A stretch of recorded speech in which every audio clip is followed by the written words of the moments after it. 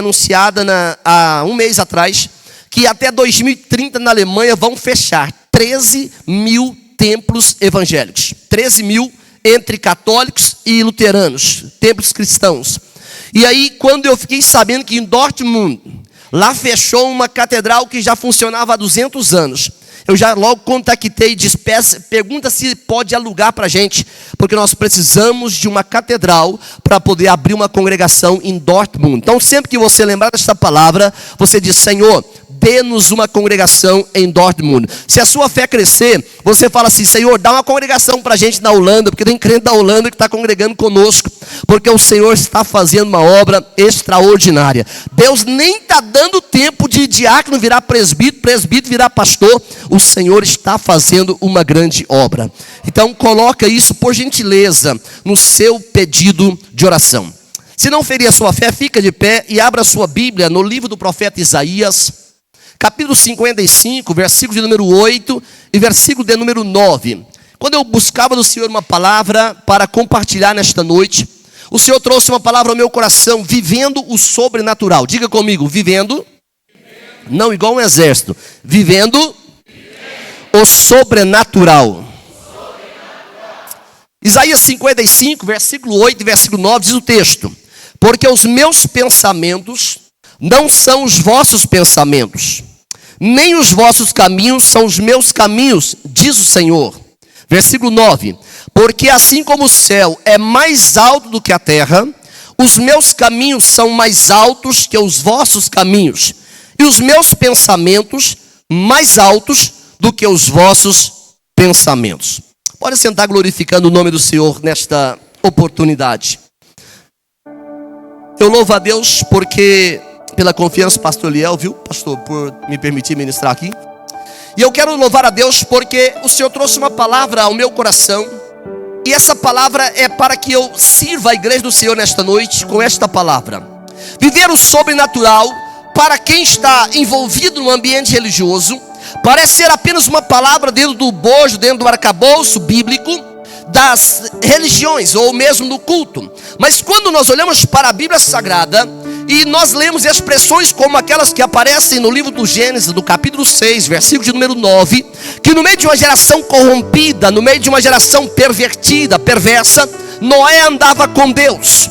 E esta expressão, Noé andava com Deus, está referindo de que, mesmo no meio do pecado, no meio das adversidades provocadas pelo inferno, alguém teve a coragem de viver de modo sobrenatural.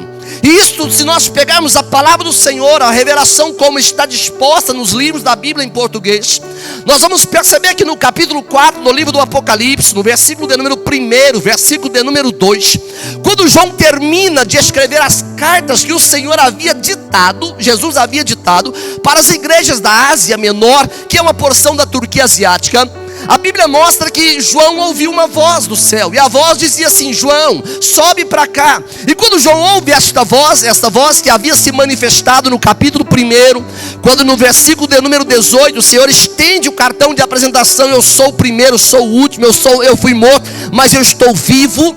Esta revelação mostra que essa voz para João não era apenas uma voz entre as outras vozes, era a voz do sobrenatural de Deus se manifestando. E João sobe, a Bíblia diz que João é arrebatado. E quando João é arrebatado, no capítulo de número 4 e o versículo de número 2, a Bíblia diz que João ouviu as palavras daquilo que ainda iria acontecer. Quando eu olho para isto, eu percebo que quando Deus me chamou, Deus te chamou, Ele não nos chamou para poder viver os aportes da religião, da Assembleia de Deus, que eu sou apaixonado em Assembleia de Deus. Foi uma luta para eu não pôr o nome do meu neto de Assembleia de Deus. Aí colocaram César Neto, aleluia. Mas por quê? Porque o Senhor tem uma história com as Assembleias de Deus. São mais de 100 anos, onde o Espírito do Senhor, Ele foi conduzindo detalhes. A Bíblia mostra, a história revela que Deus opera no meio da simplicidade. O Deus do sobrenatural, Ele não cria coisas complexas, equações que não podem ser calculadas. Não, a Bíblia diz que Deus chama desde o princípio, desde o final, Ele chama o começo. E pasme você nesta noite, quando o apóstolo Paulo, ele escreve carta aos Romanos, capítulo 4, e versículo de número 17, Paulo diz que Deus, Ele chama a existência as coisas que ainda não existem. Isso é o sobrenatural sendo manifestado sobre a égide ou sobre o controle da divindade. É por isso que Paulo recebe uma revelação quando ele escreve para uma igreja extremamente ativa, uma igreja onde o poder, os dons eram manifestos de uma forma extraordinária, a igreja em Corinto, uma igreja que tinha revelação, tinha profecia, batismos com o Espírito Santo, evangelizações em massa. Mas Paulo vai dizer, deixa eu explicar uma coisa para vocês, no capítulo 1, na primeira carta, no capítulo de número 2 e o versículo de número 14, ele fala, deixa eu explicar, o homem natural não entende as coisas do Espírito, porque as coisas do Espírito se discernem de maneira espiritual. Mas no versículo 15, ele fala, mas o espiritual, aquele que tem coragem de acessar o sobrenatural, ele entende todas as coisas, discerne todas as coisas, e por ninguém ele é discernido. Não porque ele é mais inteligente, mas é porque a Bíblia diz que há uma promessa, de que o Espírito do Senhor está sobre as nossas vidas.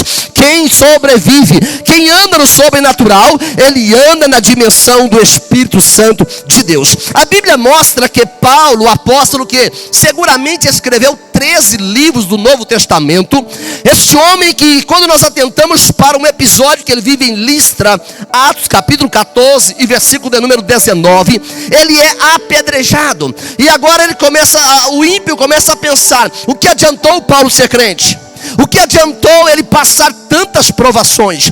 O que adiantou ele abrir mão de todo o conceito teológico que ele aprendeu aos pés de Gamaliel? Mesmo que Paulo havia explicado, gente, eu considero tudo isso como perda pela superioridade do conhecimento de Cristo. Mas agora Paulo, em Atos capítulo 14, versículo de número 19, ele está caído, ele está dado como morto. E diz a Bíblia Sagrada, quando Paulo escreve a segunda carta aos Coríntios, capítulo de número 12, no versículo 2, 3 e 4, Paulo diz, eu posso dizer que um homem, ele foi ao terceiro céu. E essas revelações que ele ouviu, palavras indizíveis, as palavras sagradas demais para poder proferir, ele tem esta revelação. Então alguém poderia pensar, para Paulo é o final, era o ponto de desistir, era o momento de dizer, Deus me abandonou, Deus não ouve mais a minha oração. Mas Paulo não reage desta forma.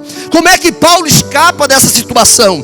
Porque quando eu cheguei na Alemanha, algumas pessoas passavam perto de mim e falavam uma palavra que eu não vou falar aqui no púlpito, e eu olhava e dizia assim, olha ok, Deus te abençoe, alguma coisa mais ou menos assim.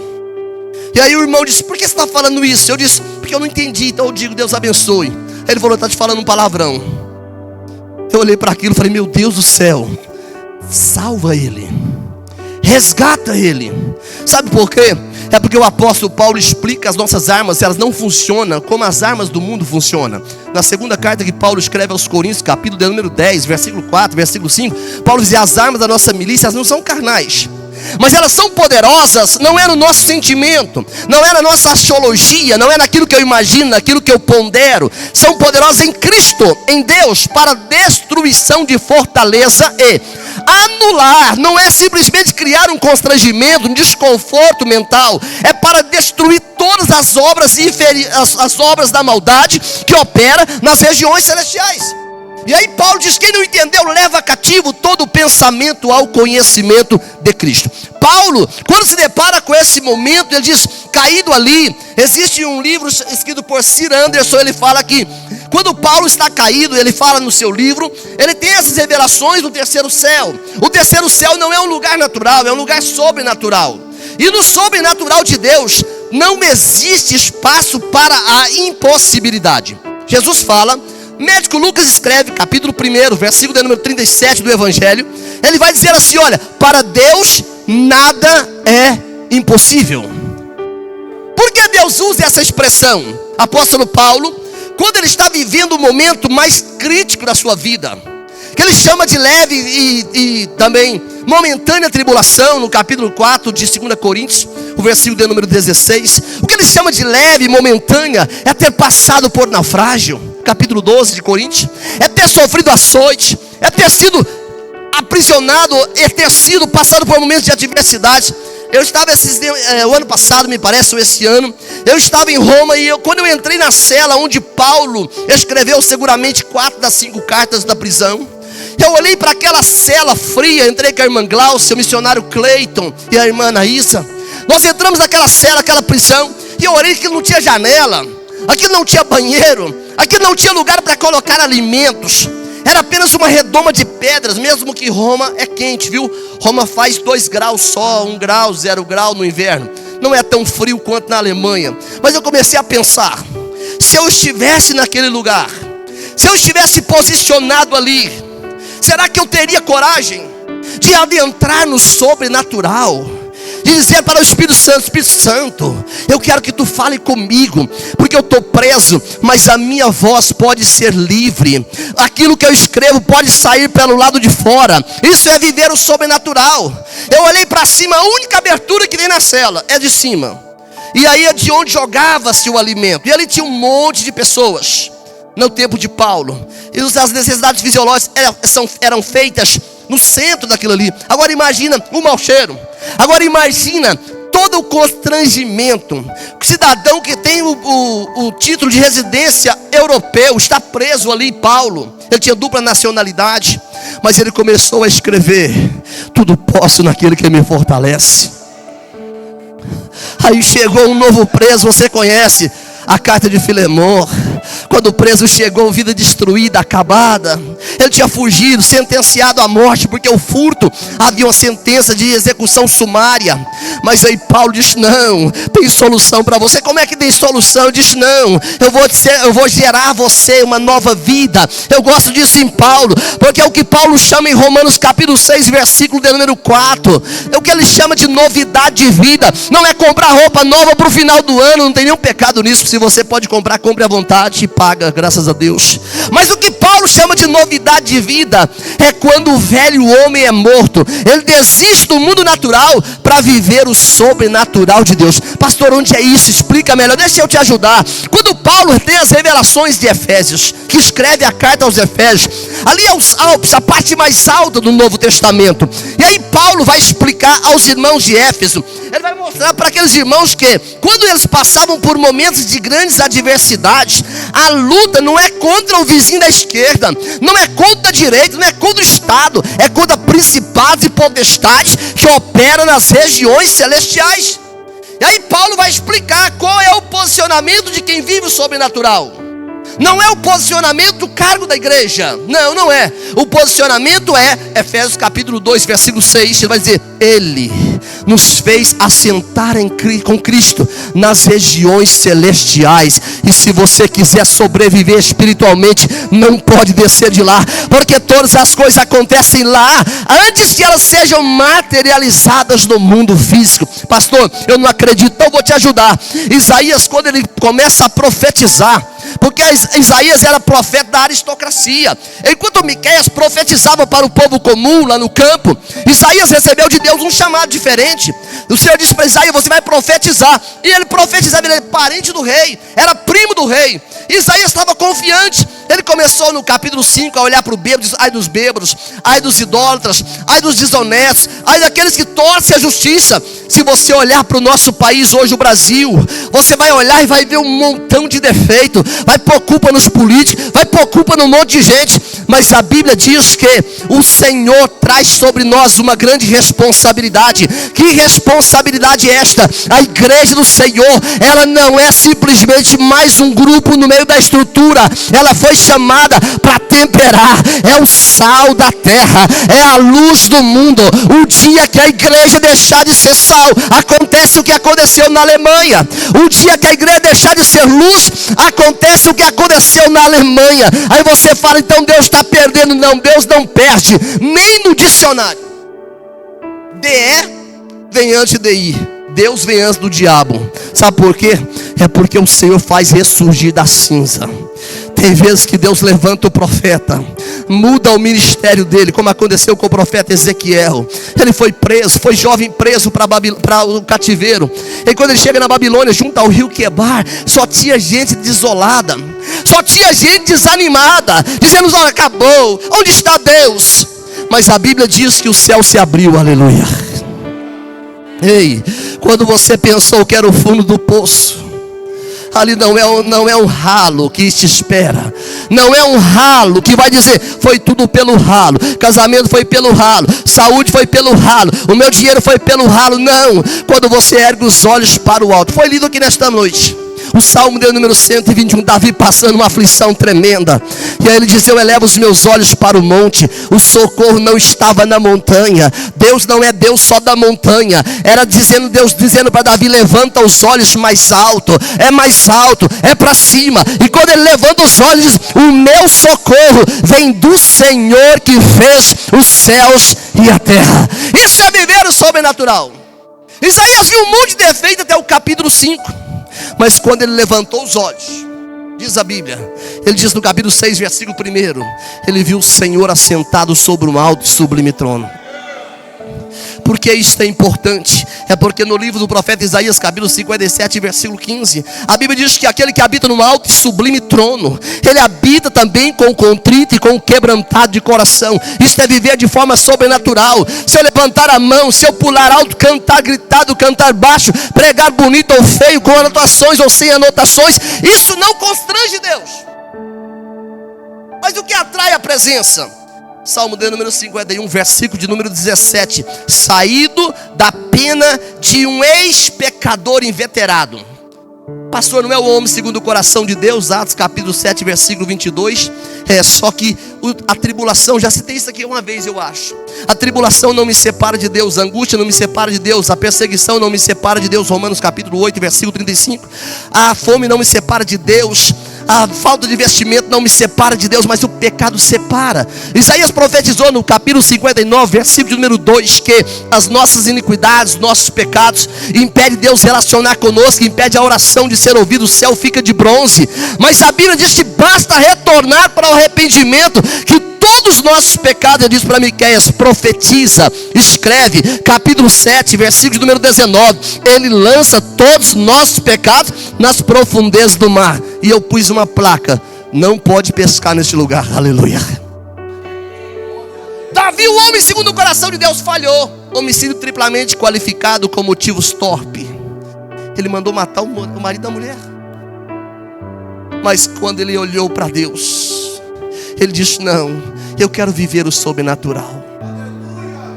Aí no Salmo 51, que é o salmo que ele escreve após ele ser restaurado por Deus, porque não existe ninguém que está perdido o suficiente para não ser encontrado por Deus.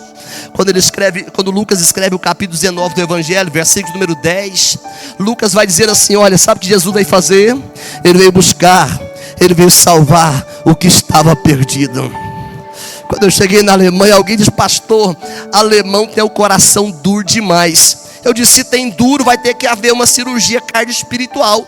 Ezequiel capítulo 37, versículo 24 e 25. A Bíblia diz que o Senhor vai remover o coração de pedra e vai colocar um coração de carne. Aí ele fala para o profeta: gostou da profecia? Gostei, então você vai e profetiza para o vale dos ossos secos, do capítulo 37. É você e eu que somos chamados para produzir vida. Nós não fomos chamados para enfeitar o bojo dos que vão morar no céu. Nós somos chamados para saquear aquele caminho que conduz para o inferno. Porque o diabo, ele não pode tornar o inferno agradável, em hipótese nenhuma. Mas ele faz o quê? Ele investe tudo para o caminho para o inferno ser agradável. Só que quando eu olho para o que Paulo está fazendo, e eu vejo como é que Paulo sobreviveu àquelas prisões. Aí ele explica para mim e para você, na segunda carta aos Coríntios, capítulo 4, e o versículo número 17 e versículo número 18, Paulo vai dizer assim: é que eu coloco os olhos naquilo que não vê, porque aquilo que vê, isso acaba aqui, mas o que não se vê, isso aqui, ele vai ser por toda a eternidade. O Senhor não nos chamou para uma vida medíocre. O Senhor não, a minha esposa, quando chegamos, o alemão, o idioma é muito difícil. Eles falam que é o idioma que fala no céu, que gasta a eternidade inteira para aprender, né? Muito difícil. Eu dizia: não. Comecei a saudar a igreja com a paz do Senhor em alemão. Aí alguém diz: você não fala alemão? Eu disse: eu não falo, mas ele fala, aleluia. O Espírito Santo, aleluia, é ele que dá a oportunidade. E todas as vezes que eu ia para a escola, eu dizia: Espírito Santo, eu quero pregar lá. Agora imagina, você não fala alemão, você vai pregar o quê? Aí eu disse: é problema do Espírito Santo, não é meu, ele mandou pregar. E eu ficava só na expectativa. A classe é 80% muçulmano, porque o islamismo tem crescido na Alemanha, na Europa inteira, mas a Alemanha principalmente, de uma forma absurda, com financiamento do Estado. E eles são mantidos, financiados pelo Estado. Muitos deles durante 6, 7, 8, 9 anos, porque eles pedem asilo político. Eles não têm que trabalhar, eles só têm que estudar. Aí eles têm ajuda de aluguel, tem ajuda para cada criança. É 300 euros por menino. Aí tem um lá que tem 11 meninos. Aí o alemão não quer ter filhos, é um no máximo. Aí chega o muçulmano lá e começa a evangelização. 11 meninos que vai aprender a falar árabe, vai aprender a falar alemão. Já tem o primeiro prefeito que não é alemão na Alemanha. E aí você começa a olhar para aquilo tudo. A igreja envia gente com a maior dificuldade do mundo. Eu ganhava um salário, ponto 2. Pastor, não pode falar salário. Eu falo, é oferta, é dízimo. Eu vivo do altar, não vendo bicicleta, não vendo CD, não vendo nada. Eu vivo do altar. Um salário mínimo, ponto 2. Aí foi renovar o visto agora, o governo diz: não, com isso você não vive na Alemanha. Como é que você vive? Eu disse: eu vivo. O que você faz? Eu disse: não, eu vivo. Sabe por quê, irmãos? Porque o país do capitalismo, onde o dinheiro predomina, os valores são subtraídos. Os valores são colocados na última das opções. Mas quando nós entendemos o chamado de Deus, quando nós obedecemos a voz de Deus, até o que era para dar errado vai dar certo. Isaías, ele levantou os olhos e ele olhou para o céu. Ele viu o céu. E aí, se você manter os olhos fixos no céu, você vai chegar num culto. Se tiver 10 pessoas, o culto é maravilha. Os primeiros cultos eu pregava, tinha lá eu, a Gláucia, mais uns 3 ou 4 irmãos. Eu estou falando aqui, eles estão assistindo o culto, viu? Eles estão assistindo o culto na Alemanha. Alguns que estão acordados, já é 1h da manhã, 1 e pouca. E eram 5, 6 pessoas. E um dia alguém disse: pastor, você está pregando muito empolgado, parece que está pregando numa catedral. Eu disse: rapaz, se Jesus teve coragem de investir em você, que nem eu estou acreditando, agora imagina o que eu não tenho que fazer. E eu prego, irmãos, eu prego como se tivesse 10 mil pessoas. E a nossa igreja, pela misericórdia do Senhor, estava 82. No último domingo, mais 2 se aceitaram Jesus. 84 adultos, 32 crianças e mais um monte que assiste pela internet. Porque só tem 2 possibilidades. 2 de alemão é assim, igual do Bolsonaro. Só tem 2 possibilidades de alguém encontrar a igreja. Primeiro é revelação. Porque a nossa igreja, o templo, é atrás de um prédio que é da igreja, de 3 apartamentos. Atrás. Não tem uma placa na frente que estava até apagada, agora colocamos ela para funcionar a luz. E a segunda é através das redes sociais, através do Facebook, através do Instagram. Então os nossos cultos são transmitidos. E pessoas têm encontrado Jesus escondido em casa e vêm para a igreja. Faz 6 meses de discipulado online. Vinha na minha cara. Agora temos mais 2 professores, que uma classe é só em alemão e outra classe em português.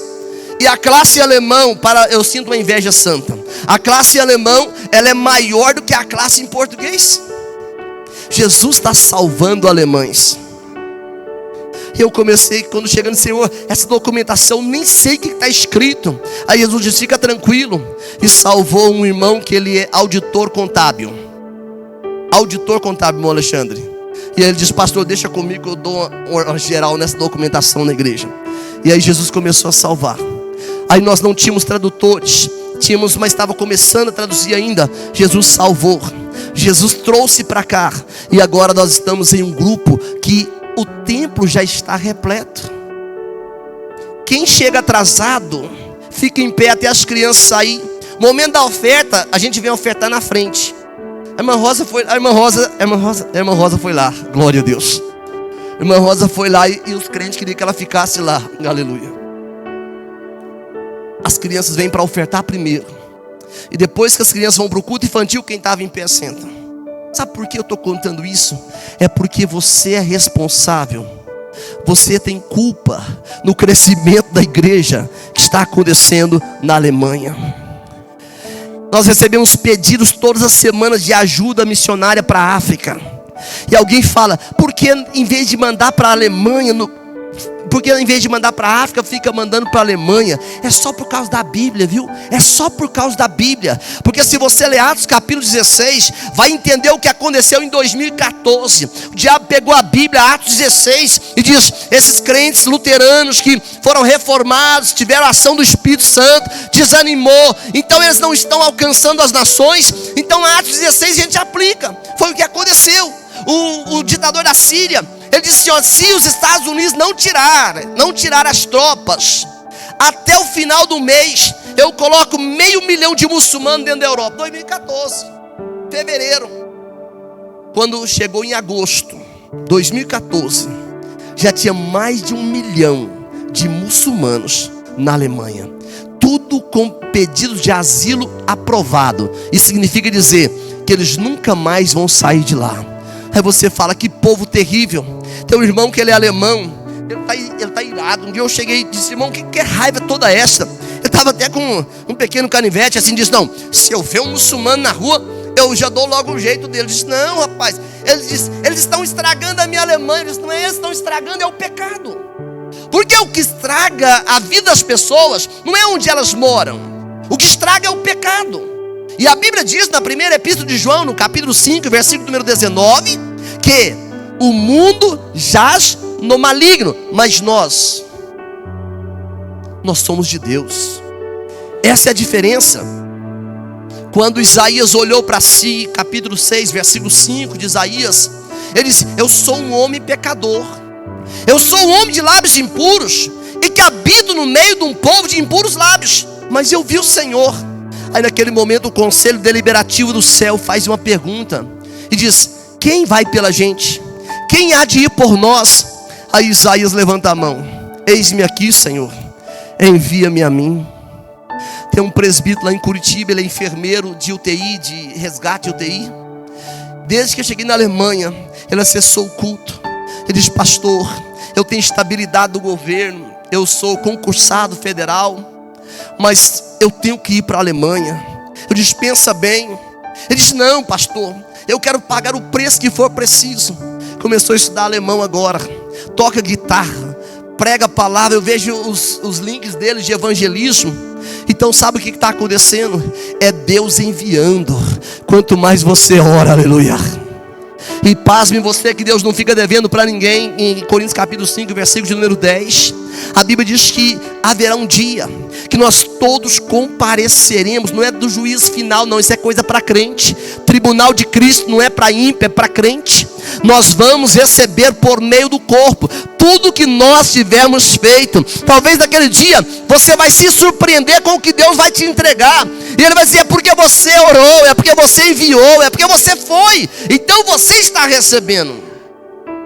Isso é o sobrenatural de Deus. Para eu concluir, que eu nem sei que hora que eu tenho que parar, mas eu quero concluir aqui agora. É para mim parar não, né? Eu quero pedir você para ficar de pé.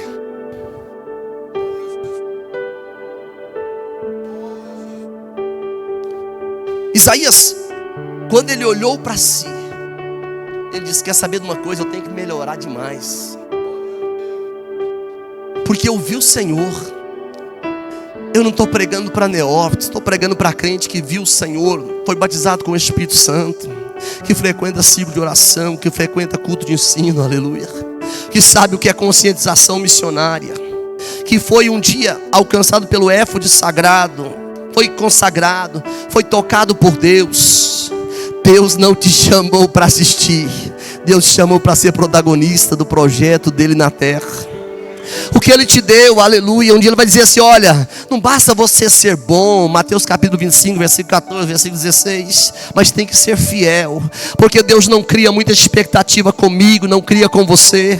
Ele sabe que às vezes a gente promete e pode não cumprir. Ele sabe que algumas vezes a gente demora para cumprir, outras vezes nem consegue cumprir. Mas na primeira carta que Paulo escreve aos Coríntios, capítulo 4, versículo de número 2, vai dizer: o que Deus já quer de mim é que eu seja fiel. Se você for fiel ao Senhor, aleluia, Ele diz: vem comigo. Porque Deus não está procurando simplesmente quem é bom demais, quem é intelectual demais. Tem uma irmã lá, ela nem sabe português, mas é uma mulher que ganha alma para Jesus. É uma mulher que ela entendeu o que é semear. É uma mulher que viaja 2 horas de trem para ir para o culto, 2 horas para voltar. Não falta culto de oração. E através da vida dela, Deus tem salvado outras vidas. A Bíblia diz que 3 coisas me levam a viver o sobrenatural. Eu quero só pontuar para você não perder o raciocínio da palavra. A primeira coisa, você tem que conhecer a Deus. Tem pessoas que vão conhecer a Deus quando é tarde demais. Outros vão conhecer a Deus quando a luta se tornou difícil demais. A Bíblia diz que Moisés, Êxodo capítulo 33, versículo número 11, falava com Deus face a face. Moisés falava com Deus.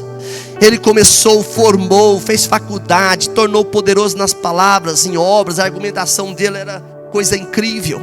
E aí ele tentou, dizendo assim: quer saber de uma coisa? Já me preparei demais, estou bom demais. Agora todo mundo vai ter que reconhecer que eu tenho canudo, eu estou bom demais. Mas lá em Atos capítulo 7, versículo de número 25, vai dizer: o povo não entendeu dessa forma. E ele tem que fugir. E ele vai para Midian. Diz a Bíblia que tem 40 anos de idade. Era hora para desfrutar. Mas ele começou a colocar na balança: o que o Egito pode me dar? Eu já alcancei, cheguei no último furo do cinto. O Egito pode me dar fama, pode me dar conhecimento, pode me dar know-how, pode me dar dinheiro. Mas aí o escritor aos Hebreus, no capítulo 11, versículo 24 e 25, vai dizer que ele considerou o opróbrio de Cristo, a vergonha de Cristo, a infâmia de Cristo, como um tesouro superior aos tesouros do Egito, porque ele visualizava a recompensa. Sabe por que muito crente está parando? É porque só está vendo mais 1 centímetro para frente dele. Não, a Bíblia diz que o segredo não é nem começar bem, às vezes ter um meio razoável, mas é ir até o final. É porque a salvação está no final. Mateus capítulo 24, versículo de número 12, Jesus diz: aquele que perseverar até o final é que será salvo. Moisés chegou diante de Deus por curiosidade. Capítulo 3 do Êxodo. A sarça estava pegando fogo, não se consumia. E aí, para a sua alegria e para a minha alegria, Deus não chamou Moisés de ladrão, homicida, porque ele havia cometido isso há 40 anos antes. Ele estava vivendo a maior frustração da sua vida, que ele pensou que ia apoiar, não apoiou. A sua própria família já havia se distanciado dele. Mas lá no deserto, aquele lugar de sofrimento, Deus, levado pela curiosidade de Moisés, Moisés se aproxima, a sarça está ardendo, e Deus chama Moisés por nome. Ei, isso aqui era para você ter dado glórias a Deus. Sabe por quê? É porque Deus conhece a minha fraqueza, a sua fraqueza, mas Ele chama por nome. Aleluia. Ele chama por nome, é porque é o nome que Ele te confiou.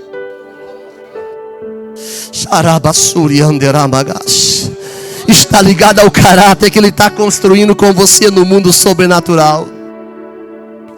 Aí Moisés se aproxima, Deus diz: tira a sandália, porque tem que descer do salto. Ninguém conhece Deus pensando, estou no mesmo nível de Deus. Não, tem que levantar a cabeça.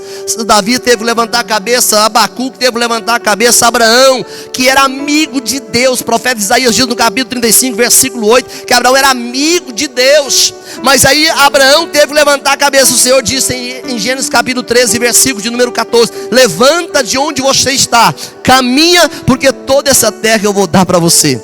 Sabe o que eu vejo com isso, irmãos? É que o que mata o crente, aleluia, não é saber teologia, ter formação, isso até ajuda. O que mata é não conhecer o Deus que serve. Moisés pensou que conhecia. Deus disse: conhece, então tira a sandália dos seus pés. Porque Deus não exige muitas coisas, mas lá no profeta Miqueias capítulo 6, versículo número 8, a Bíblia diz que Deus exige 3 coisas: andar em justiça. A segunda coisa que Deus exige, a terceira coisa é andar em humildade diante do Senhor. E a segunda coisa não é só ter ter prazer na misericórdia, é amar a misericórdia. Quando eu olho para aqueles alemães assim, a minha esposa diz, eles são frios, diz, não, eu quero é aquecer aquele coração lá, através da palavra. E quando ele se converte, eu tenho um amigo já na Alemanha, alemão, tenho vários, mas esse foi importante, porque ele não gostava de crente. E aí ele fala que não é verdade, ele diz que eu sou mentiroso, porque eu disse, o senhor nem gostava de mim. Ele chama Wilhelm Baumann, um homem extraordinário.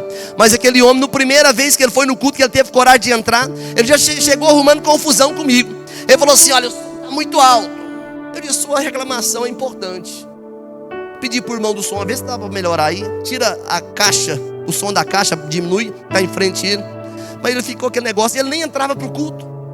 Aí no segundo culto ele entrou, fomos para a cantina. Ele disse, olha, quer saber de uma coisa? Esse negócio de Deus, criacionismo, isso não existe não, é o evolucionismo. Eu disse, olha, eu até acredito nisso se você me mostrar onde está o elo perdido que o Charles Darwin perdeu. Ele disse, eu tenho que ver na internet. Eu falei, você pode ver até a semana inteira. Aí no outro domingo ele veio e disse, então, cadê o elo? Ele sabe que eu não encontrei ainda? Eu falei, sabe que ele não encontrou? É porque você está procurando uma coisa que não existe. O Charles Darwin morreu com teoria, procurando o elo perdido, porque foi Jesus que criou. A Bíblia diz que tudo acontece por causa dele, tudo se sustenta por meio da sua palavra. Quando Paulo escreve em Romanos capítulo 11, versículo de número 33, ele começa lá em uma profundidade teológica, a profundidade da riqueza, da sabedoria, do conhecimento de Deus. Até no versículo 36 ele alcançar a mais alta doxologia. A ele, por meio dele e para ele são todas as coisas. Quando ele ouviu isso, ele começou a dizer, não, peraí, eu tenho que entender um negócio aqui. Porque a mãe de Jesus ficou virgem. Falei que ficou virgem depois de Jesus, coisa nenhuma, rapaz. Ele teve irmãos e irmãs, um dia chegaram para o culto atrasados, dá para chamar Jesus? Ele disse, olha, a sua mãe e seus irmãos estão aí. Ele disse, quem é minha mãe e meus irmãos? Ele disse, não sei não. Ele disse, a minha mãe e meus irmãos é quem faz a vontade do meu Pai. Porque não basta falar que é filho de Deus. João capítulo 1, versículo número 12, Jesus diz, todo aquele que creu no seu nome, deu-lhes o poder, a prerrogativa de ser chamado filho de Deus. Eu perguntei para ele, quantos amigos você tem? Ele disse, tem um, porque o alemão é assim. Todo mundo é colega, mas amigo é um. Eu disse, quantos anos tem seu amigo? Ele disse, olha, ora por ele, está quase morrendo. Eu disse, então você é seu amigo. Eu sou o segundo amigo dele, tem 69 anos. E o ano passado, no aniversário da igreja, ele foi um dos primeiros candidatos que desceu as águas do batismo. Primeira vez que fui visitá-lo, ele mora a 100 quilômetros da igreja. Fui visitá-lo. Eu disse, olha, não fala comigo em português, que eu não estou aguentando mais falar português. Ele disse, mas você não fala em alemão? Eu disse, eu falo 3 palavras já. Então nós vamos ficar entre as 3 aqui, aleluia. E hoje, pela bondade do Senhor, é membro na casa do Senhor. E através desses alemães, Jesus está salvando a Alemanha. Coração aquecido. Eu disse aqui hoje já, Jesus já batizou com o Espírito Santo na igreja. Sabe o que é isso na Alemanha? Jesus batizar pessoas com o Espírito Santo em um lugar onde as catedrais estão cheias de espaços vazios e nem cabe o Espírito Santo lá mais. É porque o Senhor nos chamou para viver uma vida sobrenatural. Deus falou para Moisés, Moisés, eu sou o que sou. Quando eu olho para isso em Êxodo capítulo 3, versículo 14, RE é certo, é um verbo de ligação, e RE o termo se repete. Porque Deus não usou labor, que é um verbo comum que seria usado ali? É porque em Jesus as coisas acontecem. Tudo gravita em torno da pessoa bendita de Jesus. A segunda razão para viver o sobrenatural é ter os pensamentos de Deus. Pastor, como é que eu posso sondar Deus? Você não sonda, mas o Espírito Santo que mora dentro de você. A Bíblia diz na primeira carta que Paulo escreve aos Coríntios, no capítulo 2, no versículo 9, no versículo número 10, vai dizer assim: aquilo que o olho não viu, o ouvido não ouviu, não subiu no coração humano, Deus reservou para aqueles que o amam. Se terminasse aqui eu já ia embora dando glórias a Deus e acreditando. Mas no versículo 10 diz que o Espírito sonda todas as coisas, até as profundezas de Deus. Então, se o Espírito de Deus permanece no seu coração, você vai saber quais são os pensamentos de Deus. Os pensamentos deles são mais altos, mas são para mim e para você, para que nós possamos viver o sobrenatural. Terceira razão, nem vou pregar, só vou pontuar. A terceira razão, primeira razão é você conhecer a Deus. Segundo, saber os pensamentos de Deus. E o terceiro, seguir o caminho de Deus. Pastor, qual é o caminho? Já vou te avisar, não é fácil, mas é possível. Porque o profeta Naum profetiza no capítulo 1, versículo 3: Deus faz o seu caminho no meio da tempestade. Na minha Bíblia diz, no meio da tormenta. Não espera vida fácil andar com Deus, mas espera vida alta andando com Deus, porque Ele te faz andar no sobrenatural. Quem anda com Deus anda em lugares altos. Assim diz o profeta Abacuque, lugares altos. Ele estava vendo tudo quando era defeito, mas quando ele parou, fechou aquela boca santa dele, diz: eu quero ver o que Deus vai falar comigo. Aí ele viu que Deus estava no trono, ele viu que Deus estava vindo na sua direção. Aí ele só tem uma palavra que aparece no capítulo 3, versículo 1: Senhor, aviva a tua obra no meio dos anos. Posso orar? Ore comigo nesta noite. Eterno Deus, obrigado, Senhor, pelo privilégio de estar na tua casa. Obrigado, Senhor, porque o que revelou a nós não foi carne, não foi sangue, mas é o teu Espírito, Senhor. Porque, Senhor, não queremos nada que não venha do teu Espírito, Senhor. Não queremos nada que venha simplesmente de um conhecimento teórico, mas sim de uma revelação experiencial. Porque Moisés teve anos a fios, Paulo teve anos a fios, Senhor, envolto com o estudo sagrado. Mas no dia que eles viram o Senhor, a perspectiva foi mudada. No dia que eles viram o Senhor, eles desistiram apenas das informações, mas começou a receber os segredos do Senhor. Pai, nesta noite eu estou pregando para um povo que se rende diante da tua palavra. Eu estou pregando para um povo, Senhor, que decidiu do mundo natural para permear o sobrenatural, onde o Senhor habita, reina, determina, e que nada possa nos dissuadir desta palavra. Que nós possamos conhecer mais o Senhor, um dia de cada vez, conhecendo, vivendo e aguardando a promessa gloriosa do Senhor. Quem recebe esta palavra, levante a sua mão e diga glórias ao Senhor.